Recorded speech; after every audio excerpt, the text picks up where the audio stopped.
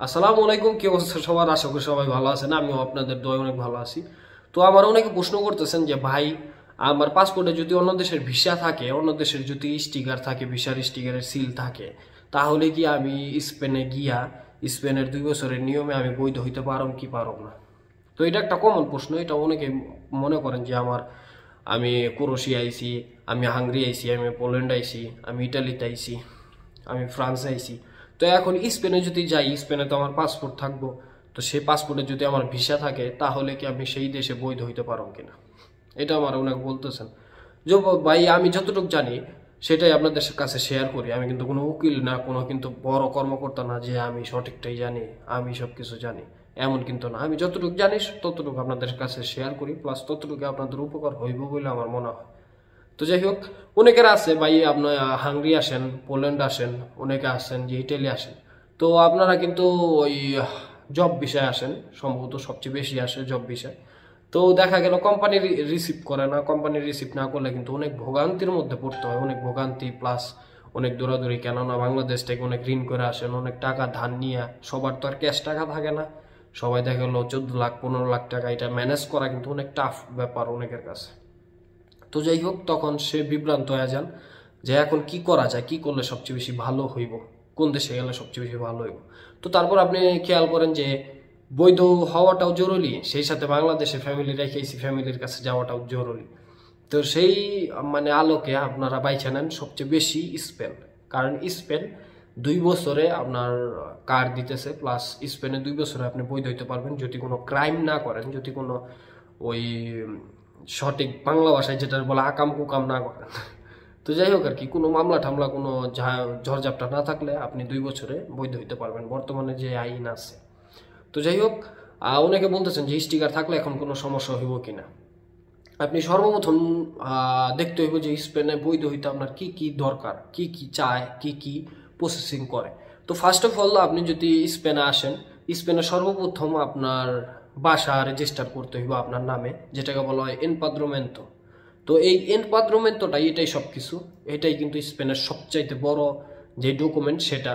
আপনার যদি এনপাদ্রমেন্তো না করেন, আপনি যদি 50 বছরও আপনি স্পেনে থাকেন, তারপরেও আপনি বৈধ হইতে পারবেন না। আপনার সর্বপ্রথমই লাগবে আপনার এনপাদ্রমেন্তো। আপনার যদি এনপাদ্রমেন্তো থাকে, তাহলে আপনি 2 বছর হোক, 3 বছরের নিয়ম হোক, 4 বছরের নিয়ম হোক, 10 বছরের নিয়ম হোক, তারপরে গিয়ে আপনি বৈধ হইতে পারবেন, যদি আপনার কোনো ক্রাইম না থাকে। তো যাই হোক, এনপাদ্রমেন্তো করতে সাধারণত কি লাগে? এনপাদ্রমেন্তো হইতেছে কি, আপনি যে বাসায় থাকবেন স্পেনে যাওয়ার পরে, তো আপনি অবশ্যই বাসায় থাকবেন। এমন না যে আপনি রাস্তায় ঘুমাইবেন, 2 বছর রাস্তায় ঘুমায় তারপরে গিয়া কাগজ জমা দেবেন। তো যাই হোক আর কি, আপনার অবশ্যই একটা বাসা নিতে হইব। তো সেই বাসাটা নিলে সেই বাড়ির মালিক আপনাকে একটা কাগজ দিবে, ঠিক আছে? সেই কাগজটা হইলো গিয়া সে নিজে আপনাকে নিয়ে যাইব, কারণ বাড়ির মালিকের থাকতে হইব আবশ্যক, এটা থাকতে হইবই। তো সে একটা সিটা নিব আপনার পাসপোর্টের নাম্বার দিয়া, পাসপোর্টের ওই নাম্বার যেটা আছে ওইটা দিয়ে একটা সিটা নিব। সিটা মানে হলো অ্যাপয়েন্টমেন্ট, যেটা বলা হয়। তো যাই হোক আর কি, একটা ডেট নিব, সেই ডেট অনুসারে আপনাকে নিয়ে যাইব। তারপরে ওইখানে আপনার পাসপোর্টটা নিয়ে যাবেন। শুধু পাসপোর্টের মেইন পেজ যেটা যেটা আপনার ছবি আছে, সেই পেজটা কিন্তু ওরা দেখবো। অন্য পেজে বিষয় থাকলেও এটা তাদের বিষয় না। তাদের বিষয়ই শুধু আপনার পাসপোর্টের সাথে আপনার ছবিটা মিলাইব, প্লাস আপনার পাসপোর্টটা ওদের ইনফরমেশনে রাখবো। তো যাই হোক, আপনার পাসপোর্টটা নিব, প্লাস একটা ফর্ম দিব। ওই ফর্ম আপনি পূরণ করবেন, আপনার পাসপোর্টের নাম, আপনার বাংলাদেশ ঠিকানা, প্লাস আপনার বয়স, আপনার ওই সারনেম, সব এগুলা আপনি লিখবেন। আপনি কোন দেশি, বাংলাদেশি, শেষ। তারপরে যেই বাসায় থাকবেন সেই বাসার মালিকের কাছে একটা ফর্ম দিব, সেই বাসার মালিকও সেটা পূরণ করব। তো তারপরে সেই বাসার মালিকরে জিজ্ঞেস করবো যে ও কি তোর সাথে থাকে নাকি? হ্যাঁ, ও আমার সাথে থাকে, আমার রুমে থাকে। তো যাই হোক, তারপরে গিয়া সে একটা রেজিস্টার করে দিব যে আপনার বাসার ঠিকানা, বাসার নাম, প্লাস আপনি কত তারিখ থেকে এনপাদ্রমেন্টোটা করছেন, ঠিক আছে? তারপরে মানুষ অনেক করে 2 মাস পরে, 3 মাস পরে বলান্তে উঠায়। বলান্তে উঠাইতে কোনো টাকা লাগে না, এটা এনপাদ্রমেন্টোর কপি।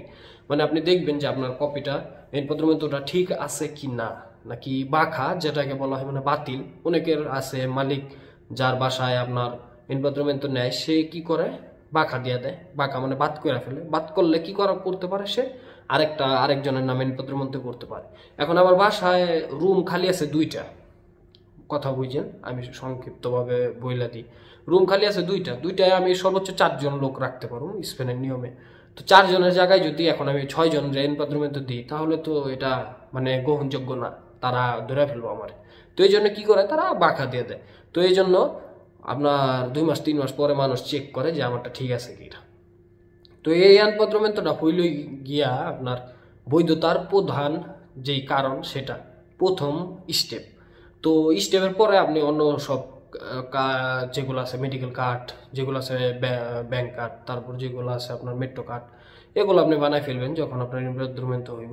তো তারপরে আস্তে ধীরে আপনি থাকবেন, মন চাইলে আসিলো মারবেন, মন চাইলে মারবেন না। কিন্তু আসিলো মারার সময় আপনার নতুন পাসপোর্টটা উঠাই নিলে সবচেয়ে বেশি বেটার। কেননা আপনাকে জিজ্ঞেস করতে পারে অন্য দেশের ভিসা থাকলে যে এই দেশে কিভাবে আইছিলে, এই দেশে কেন আইছিলি, ওই দেশ থেকে কেন স্পেন আইলি, তখন আপনার মানে একটু ঘোরায় ফিরায় কথা বলতে হইব।